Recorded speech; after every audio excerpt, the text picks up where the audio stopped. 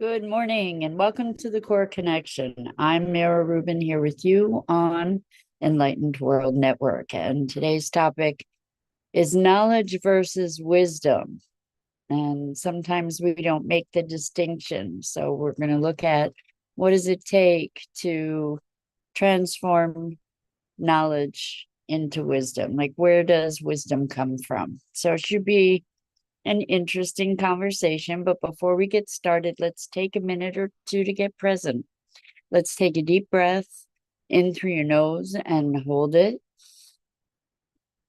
And imagine clean, crisp oxygen flooding your lungs, flowing into your bloodstream, nourishing all your cells, all your organs, bringing vital life energy to your body and being. And as you exhale, exhale any tension, stress, negativity, fatigue. And now let's take another deep breath in through your nose and hold it. This time, imagine brilliant, bright light, lighting you up from the inside out, illuminating, electrifying, and energizing all your cells, all your molecules, your electrons, creating a brilliant beam of light and energy from your heart out into the world. And as you exhale, exhale any remaining tension, stress, negativity, fatigue. And now let's press our palms together. Vigorously rub your hands together to feel the friction, the temperature, the pressure, the motion, the tickling and tingling when you stop. And allow all those sensations to bring you present right here, right now, into this remarkable physical form that enables us to experience life. Welcome, welcome, welcome. Good morning, Rosalind.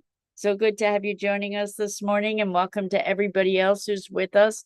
Today, we're talking about knowledge versus wisdom.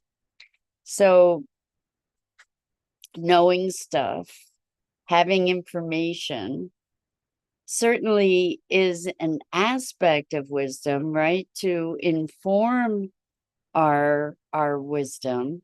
But I think it's such an interesting conversation, actually. Like, what is wisdom? I looked it up, and it talked about knowledge and experience. So Rosalind says knowledge, where you study or develop a skill set. Wisdom is knowing without study. Well, it may or may not be. So this is a really interesting thing. The way we know stuff, we go through processes of learning. There's sort of a way that I've seen it outlined that seems to make a lot of sense is in 4 stages. The first thing is we don't know what we don't know. We're unaware of a whole realm of information, for example. It's not on our radar. We don't know that we are ignorant of it, right? And then the next stage is we know what we don't know. And what that means is we become aware that here's information that we don't yet know.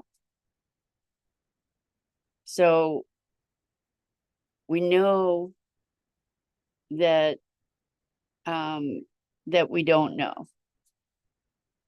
The next stage is gaining some expertise, gaining some facility with the information that we're learning. We're aware of what we know. We know what we know.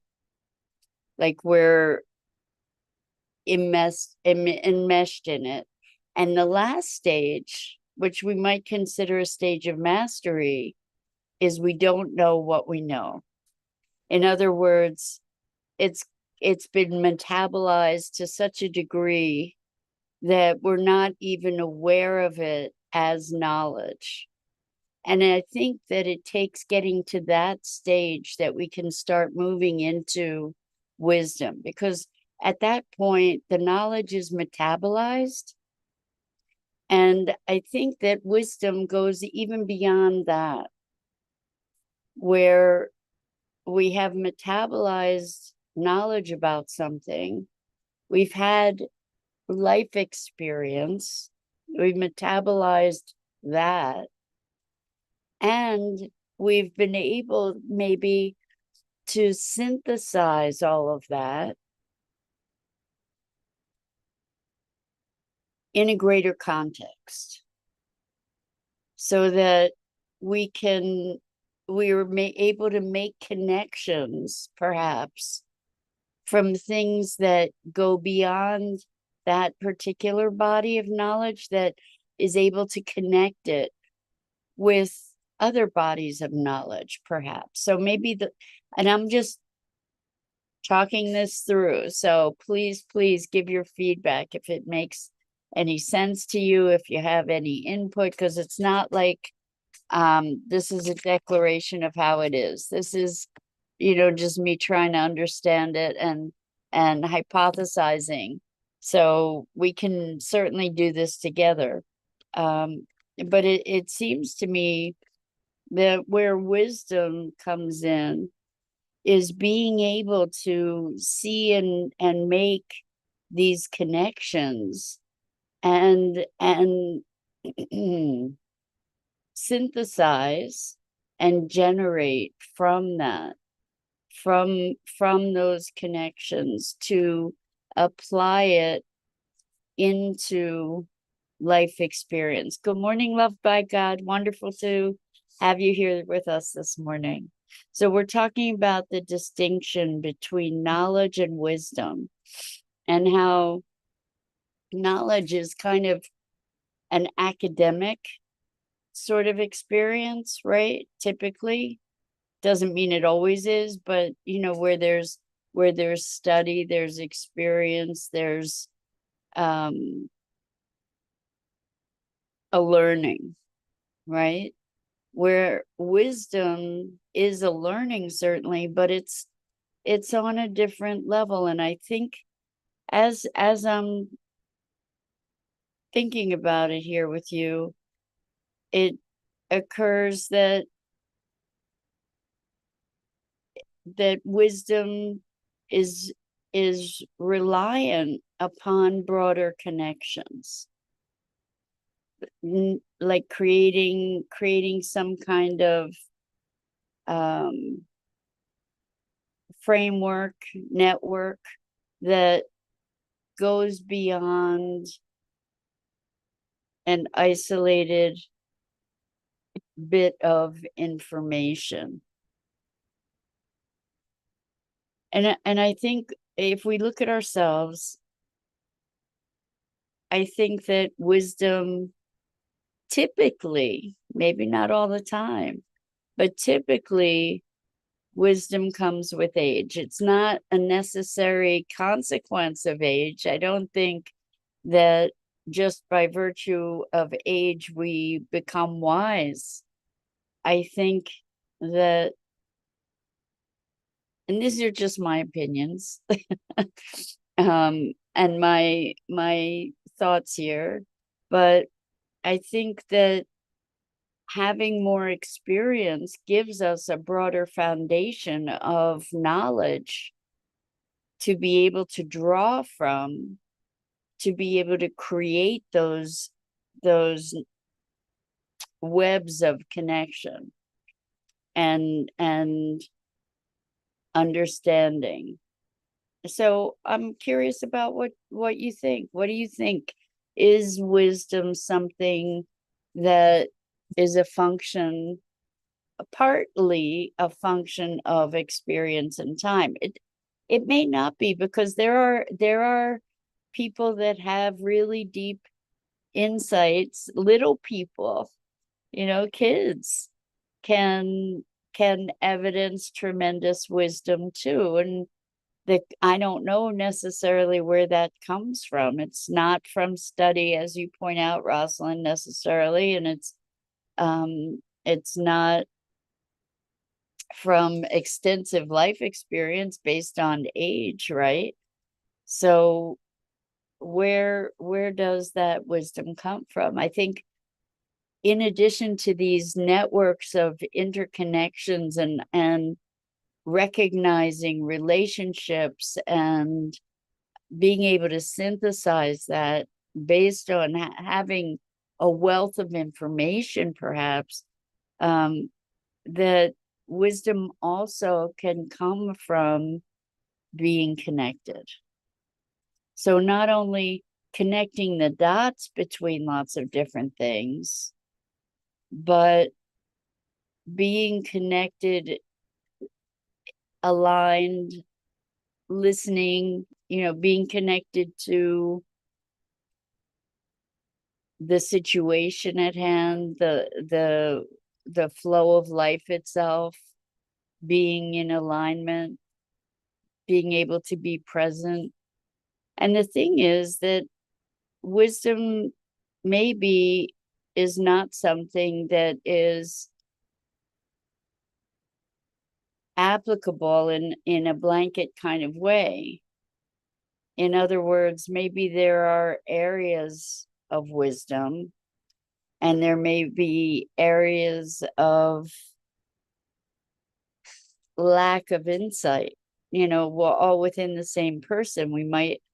We all have our blind spots, or I'd be inclined to believe that we all do, or most of us certainly do. So where we may be wise in certain arenas, maybe that wisdom doesn't carry over into every aspect of living. What do you think? What do you think? And how do we detect wisdom? So how do we recognize wisdom? And one of the things that comes to mind for me is when there's an aha moment, like when somebody is able to offer me a different perspective that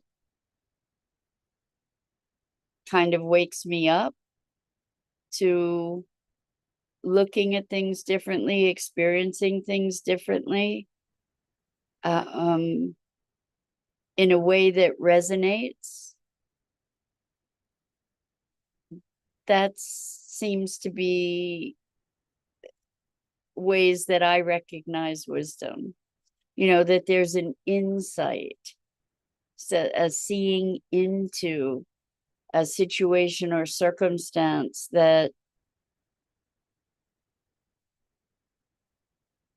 provides a deeper understanding, and maybe I'm hoping an elevated understanding, an elevated awareness. I'm wondering if that is if that's a condition of wisdom, is that it elevate our awareness, that it expand and elevate our awareness.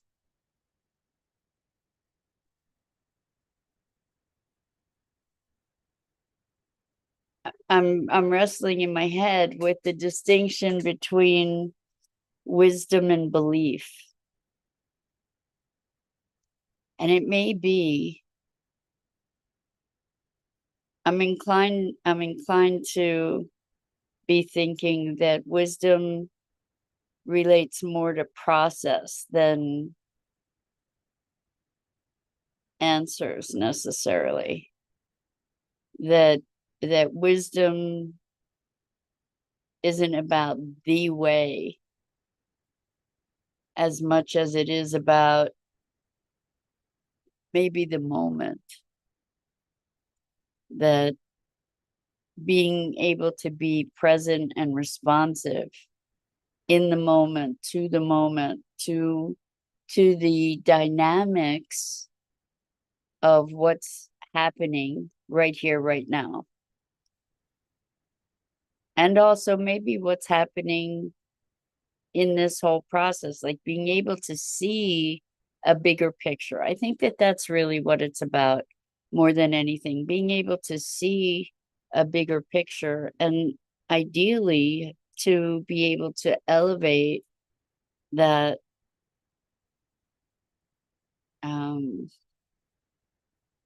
to elevate our perception and our experience. So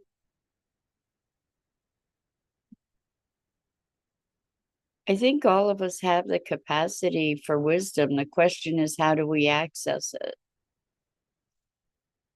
And my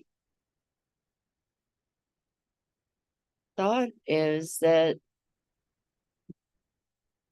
there's a way that we can step outside the limits of ourselves. There's a way that we can actually step beyond our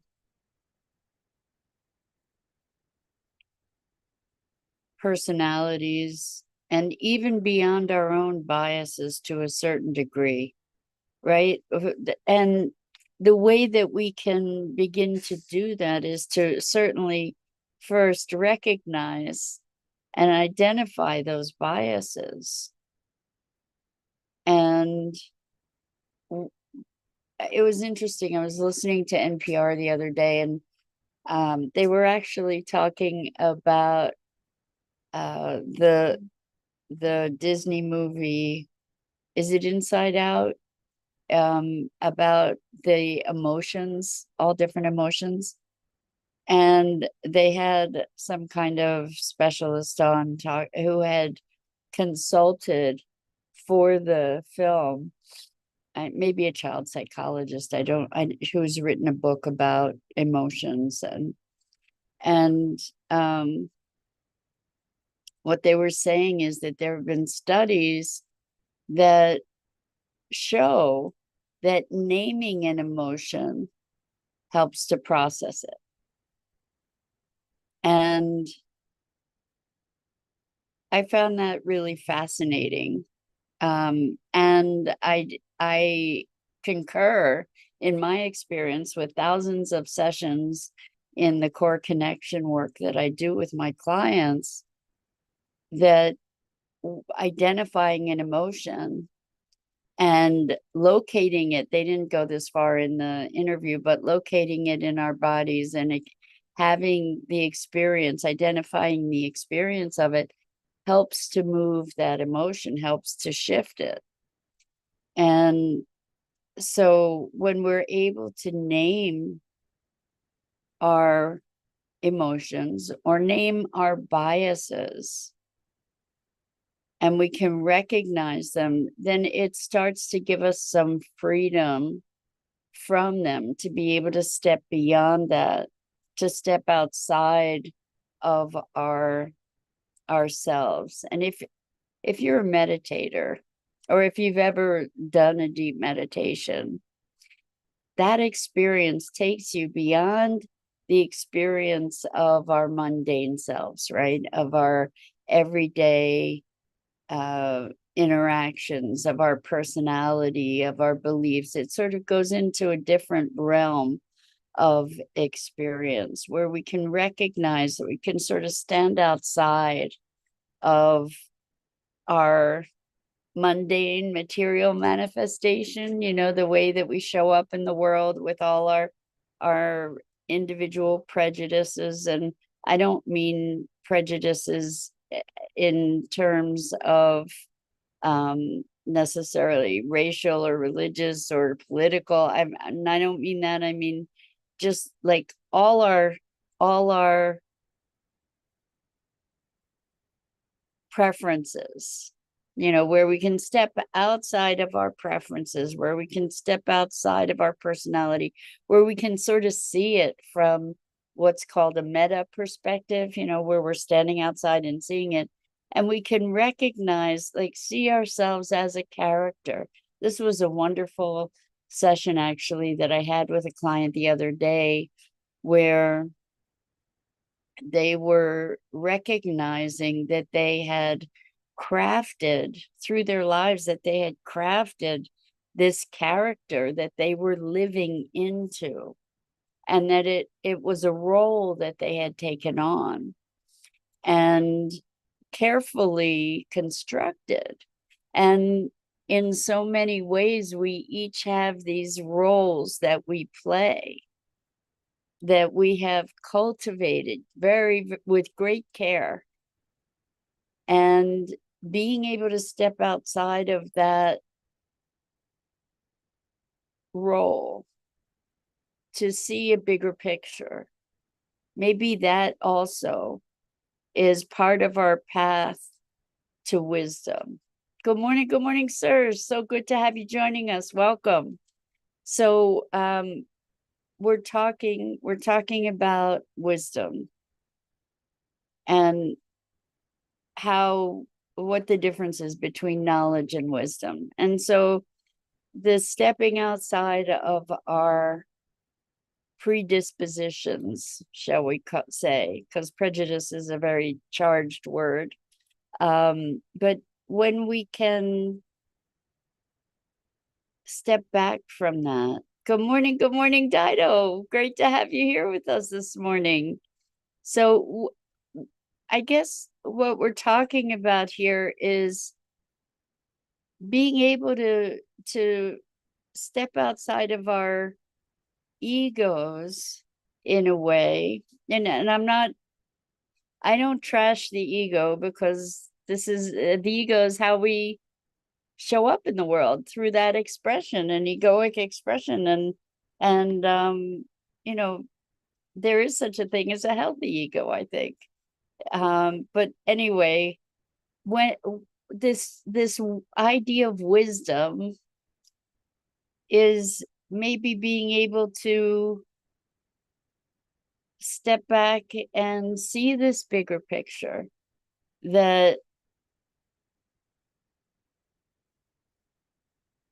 isn't a reflection necessarily of attachment, to get out of the way, to let ourselves get out of the way to be able to experience life. And what I mean by getting out of the way is releasing the need to try and strong arm life. And I don't think wisdom is necessarily knowing. What's arising is the notion that maybe wisdom is also a sensing. It's a broader sensing. It's using our greater intelligence. Not so much about right or wrong, but sensing into a greater experience. So Serge says, for example, knowledge, give thanks for, yes. Wisdom, stop for, no. I don't understand, Serge. I'm so sorry. Maybe you can expand on that. Knowledge, give thanks for, yes. Wisdom, stop for, no. I'm sorry, I don't understand, but we'd love to hear more. So I think we all have moments where we're connected and maybe channel wisdom even, but where we have moments of awareness that go beyond our personality, that go beyond our attachments, that go beyond our maybe our day-to-day awareness, that insights. It's funny, it all comes back to presence, right? When we're really present, we're able to see more broadly. We're able to see the interconnections of things, and being able to detect those interconnections and to be able to respond to them. There's a wisdom to that. Lack of attachment to the outcome, perhaps. Knowledge is kind of in many cases, it's right or wrong. You either have the right answer or you don't. Whereas wisdom, I think, is more processed, more gray, more spectral, perhaps. What do you guys think? What do you, where are you present to wisdom? You know, what's hollering in my head right now is the wisdom of nature. You know, what is that? That's something that we might sense, but I don't know that we have the ability to articulate it, right? But we can sense into that as maybe our model for what wisdom is, where it's this interconnectedness, this broader sensing.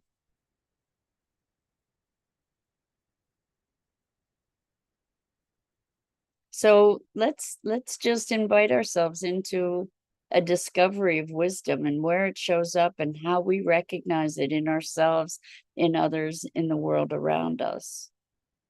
Because I think we get hung up on knowledge and we use knowledge to dominate and try to control. You know, like, I know better than you do, right? Versus tapping into wisdom. And wisdom teaches us. I think wisdom teaches us, but not in a knowledge kind of way, but in a bodily embodiment kind of way, perhaps. Anyway, musings for this morning. So glad to have you joining us. So deeply appreciating all of you and your engagement and your presence in the world and your seeking for understanding, for wisdom, for knowledge, for life. So I'm Mira Rubin. This is the Core Connection, and I go live here each weekday morning at 9 a.m. Eastern on the Enlightened World Network Facebook page and YouTube channel. And I invite you to like, follow, and share Enlightened World Network and me. The links are in the description, and it's always a privilege and an inspiration to have the opportunity to spend this time with you and share these explorations together. So until next time, so much love to you.